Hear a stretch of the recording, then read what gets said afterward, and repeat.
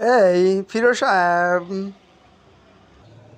Chairman সাহেব কিছু বলবেন আমাকে?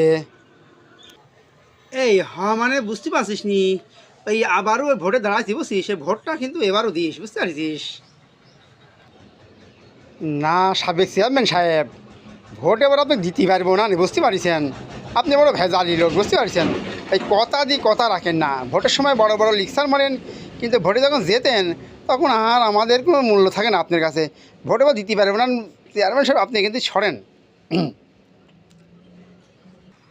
না রে ফিরোজ, না, এবার কর মতো আমাকে জিতা দে। গতবারে আবার জিতি তোদের সামনে একটু মিথ্যে কথা বলছিলাম, এবার আমি কিন্তু তোদের কাজ পূরণ করে দেবো, বুঝতে পারিস?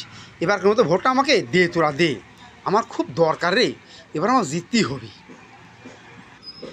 কে আর চেয়ারম্যান সাহেব, এবার আপনি জিততেই হবে কে?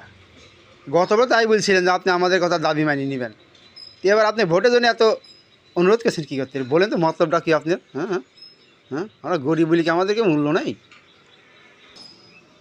আরে তা না রে মূর্খ দল কোথাকার, ওই গতবার আর কি ছাদ ঢালাই দিছিলাম তো, ওই কিছু মানে ছাদ ঢালার টাকা একটু বাকি আছে তো, এবার যদি জিততে পারি চেয়ারম্যানে, তো এবার মনে করে ওই বাকি কাজটা করবো আর কি। এই জন্য ভোটটা এবার তোরা আমার দে, আমি যেন কমপ্লিট করে ফেলি বাড়িটা, এই আর কি। হ্যাঁ, হ্যাঁ, ওই আনা, হ, এবার ভোটটা দে, ওই 10 তলা কমপ্লিট করি, বুঝতে পারিস?